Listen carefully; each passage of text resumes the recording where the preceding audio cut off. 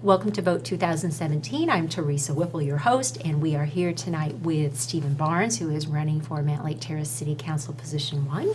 Welcome to the program. Well, thank you. Thanks for having me. Yeah, we're going to talk about some issues that are of interest to all of us, but first I'd like you to tell us more about yourself and why you're running for council. Okay. This is the third time that I'm running for City Council. The reason I'm running is because I found that the rules which apply in Mountlake Terrace restrict the citizen voice, and I feel that I will be more effective at the table instead of across the table from the City Council members. Okay, and you are certainly somebody who's been at City Council meetings and had your say many times. Many times. And usually I'm the only voice from the citizens when I go there. They all know me by name, and yes, Mr. Barnes.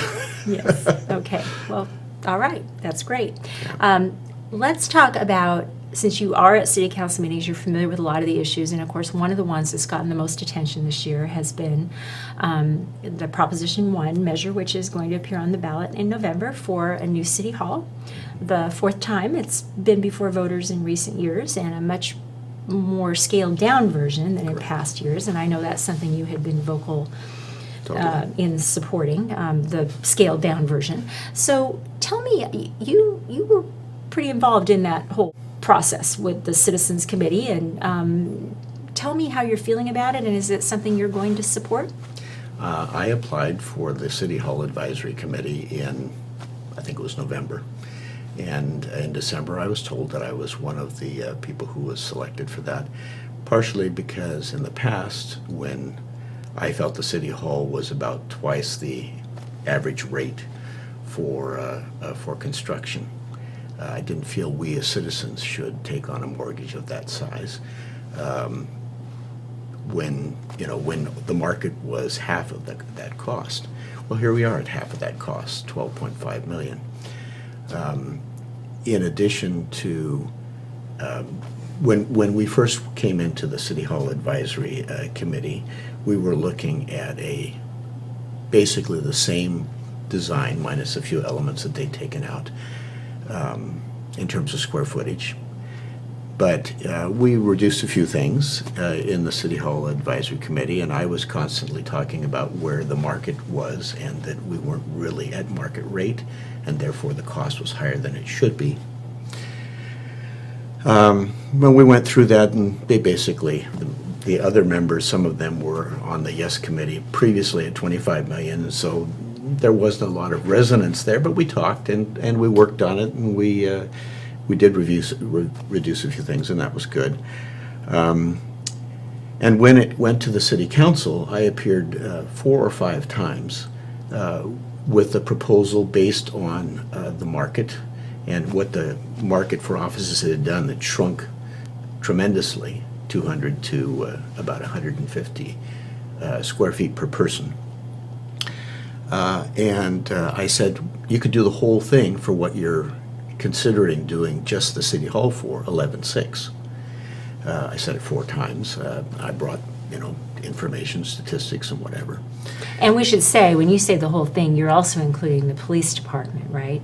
Correct. The whole thing, meaning at 11.6, they could reduce the size of City Hall and include the savings. They would be able to include the other and still come out at 11.6. Well, they didn't go for that, but they did go from 13.4 to 12.5. So the big question is, do I approve? Well, I believe that the citizens of Mountlake Terrace, they only need an additional 5% to say yes, that they'll say 25 to 12.5, this is a good thing. So I believe it will pass. As such, when I wasn't sure what package was actually going to be presented at the end of that period of time where they were figuring that all out and they had to find people who would speak against it, whatever, I said I would like to be on the no committee in the event that it doesn't fit my requirement. I thought they were going to bump it back up to 13.4. Well, I withdrew from that because at 12.5, I believed that the citizens will say yes, and we'll finally get a city hall that is affordable and will work. Okay. So you are supporting it? I'm not actively supporting it, but personally I'm supporting Okay. it. All right. All right. But you're not on the no committee anymore. I guess that's a... No, I withdrew from that. Okay. Because it, for people who don't read any further, Yeah. it gives the wrong impression. Yeah. I think that it will pass, and I think that it's more affordable than they've ever come to us before. And they also reduce the square footage Right. a little bit. Yeah. So Okay. all wins. Very good. All right. Well, good. Thank you. And, another thing that I know I've heard you be vocal about, and that is just in general, some of the changes that have been proposed for coming to Mountlake Terrace in terms of just the scalability of buildings in the downtown area. And spoke about this with some other folks earlier, the Rogers Market property. And at one point there was discussion with the developer that had purchased that property. Originally, the plan was for perhaps a 7-story building. There had been some ideas floated to make it taller. I've talked to people who think that's not ever going to pass the city council, but, a 12-story building per se was one thought. What are your thoughts about that? And I guess in general, representing those citizens who I think have worries about how the character of Mountlake Terrace is going to change as the development occurs. Specifically to the Rogers project, I said, and am on record as saying, that the 8-story project that he initially floated to the city met the criterion because it was using less square footage than they allowed. It had 2 towers to give more light around it. It had 500 parking spaces down below. It had a lot of amenities. We want parking spaces downtown, and it would have included that. He talked about putting a grocer in, and just about anybody you ask him out Lake Terrace would like a grocer. Anyway, to the general question, in April of this year, the planning committee held a public, the planning staff held a public meeting. And at that meeting, they floated the idea of increasing the heights to adding 6 stories to the available ones. So a 5-story would become 11-story, a 6-story would become a 12-story, and the other would become a 13-story. The 5, 6, and 7 being the standards that we've all kind of accepted. Maybe some have grumbled, but we've all accepted that Yes. as something that's reasonable. Right. Those are coming no matter what. Right. And so, to the question of Rogers, he was adding in things that we wanted. He was adding a plaza. He was adding tremendous amount of parking. And normally, I've seen that in what they did in the freeway district. Then they're allowed to do other things as they provided incentives that the city would like. Anyway, so they wanted to double the size. That would double the future population of downtown and drastically affect, I feel, the suburban nature of our city. And I always talk about, we all came to Mountlake Terrace for its suburban nature, and we need to find a way to, yes, meet the population increased needs, but also retain our suburban character. So I'm not in favor of 11, 12, and 13-story buildings. That would be a drastic do-over of downtown.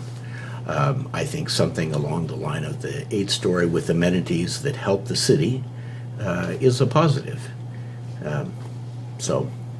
Do you think that people who are worried about how the growth and development might change the city, those worries are valid? And what could be done to address them, if anything? Well, definitely. At that same meeting in April, the planning staff said that they were thinking of adding more to downtown. Basically, everything south of 235th. 235th. They'd already added 235th in an 11-acre addition to the downtown core. That everything south of that would basically double the size of the downtown core. And yes, they were only in the thinking stage. Well, let's not think that way. Let's keep Mountlake Terrace, Mountlake Terrace. Yes, we agreed to a core that will add 3,000 people. Okay, that's fine. But let's not go overboard. Okay. And along those lines, another topic that I know you have been fairly familiar with is Sound Transit, and the fact that they are coming to Mountlake Terrace now. It sounds like 2024. It was in 2023 with their light rail station, and of course, Mountlake Terrace, like many cities that are expecting light rail, are kind of making plans for that. And I know I've sat through some city council meetings, and I believe you were there too, when people expressed concerns, the council members, about whether Sound Transit was really going to be true to its word on some of the things that it was promising, including the station design, including whether the station would have restrooms, including, parking issues and other things. How are you, if you were elected, how would you be dealing with those concerns about Sound Transit if you were a member of the council? Well, I actually was there when those things were discussed, and I made a recommendation to the council that they put something in writing, even if it's one-sided, to basically, this is our expectation. Because they had a lot of things, but the meetings between Sound Transit officials, and they were so nebulous that it was not meaningful.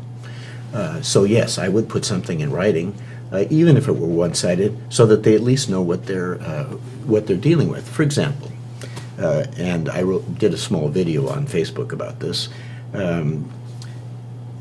There's 4 stations in this extension, the Link light rail extension. So from Northgate, they go up to 145th, then they go to 175th, then they come to Mountlake Terrace. They have provision for a second station, but that's not happening, not anytime soon. And then they continue on to Linwood. Of the 4 stations, we are the only one that is not getting parking as part of the package.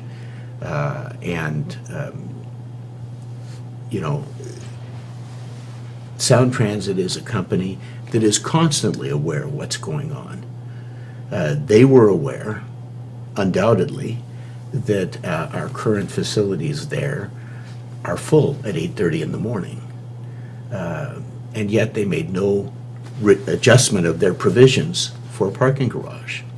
And I feel they owe us one, because they're putting 500 parking spots at 145th, 500 parking spots at 175th, and they're removing some and adding some so that there's a 500 net gain in Linwood. We're the only place. Are we the poor brother, the poor cousin? We're the only place that is not getting a parking garage, and I think that isn't fair. And I've read up a little bit on that, and I know one of the kind of arguments that people make about not having parking is that they are trying to, the transit agencies and those people who run them are trying to encourage those of us who are used to being able to drive to a facility like that to take another bus to get there. To kind of, they've said, or I've heard, that they're going to increase their routes around the neighborhoods so that you can more easily catch a bus to get to the light rail station. And I've also heard council members say, well, that might work later on, but there's a generation of people right now who are kind of used to being able to drive, or they have to drive for whatever reason. They're older, or they, is that a valid argument, that they're trying to kind of train us to get used to taking buses to the stations? So why do they train only Mountlake Terrace? Right. Well, yes. I've also heard about the fact that we already have a transit center, even though it is full by 8 o'clock in the morning. It's completely full. Yeah. And so, for all intents and purposes, that doesn't exist. Right.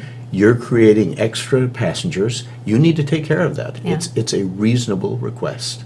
Right. And we're the only ones that are being short-shrifted. Okay. All right. Well, let's talk about just in general the business climate in Mountlake Terrace. And the Arbor Village came in, and they've had a little bit of a hard time getting businesses into that bottom story. They're going to be building another building across the street, and of course the city is trying to bring more of those kinds of businesses into the area. What do you think could be done to make that a little bit more successful in terms of getting businesses into those buildings? Well, one of the design mistakes of Arbor Village, and that was recognized early on, I spoke about it in 2013 and 2015, was that they did not provide adequate parking, and there's no parking on the street the way they envisioned. I think maybe 1 or 2 spots, but really nothing that a business can profit from if someone's coming in, quickly to, to buy a meal or whatever. That's not happening, and they are providing a little bit more parking in they bought the property right across the street, and they are developing it. It's going to be another box. Albeit Arbor Village is a pretty box, but it's a box, which is why I like the 2-tower idea, which is one of the design plans for the downtown that has been suggested as a model that builders should be using as we get closer to a more of a build-out that we're looking at those kind of things. Anyway, so they're addressing it by adding parking.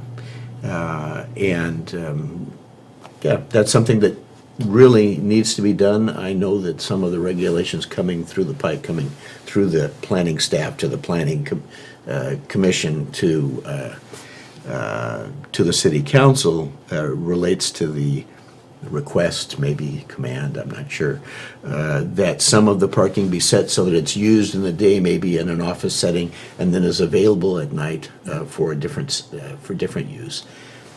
So that we have parking downtown, because it's a problem that's going to be there until it's addressed by buildings or building codes. Okay. Let's shift gears a little bit and talk about an issue that I think all cities in South Snohomish County are starting to face, and that is homelessness. You go to the interurban trail in Mountlake Terrace, and you see the green belts, and you see a lot of people out there who are for either by choice or not choice or are living there. And I'm not expecting you to wave your magic wand and have a solution, but do you have ideas for how the city might be able to address that?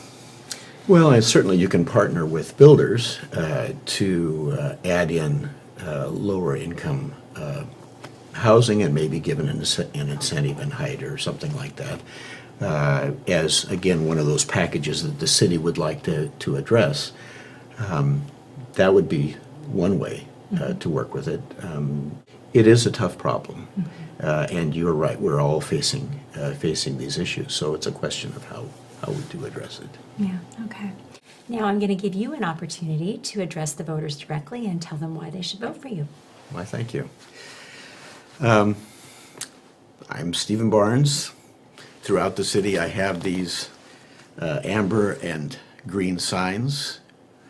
When you think of them, think green. Go Steve Barnes. Thank you.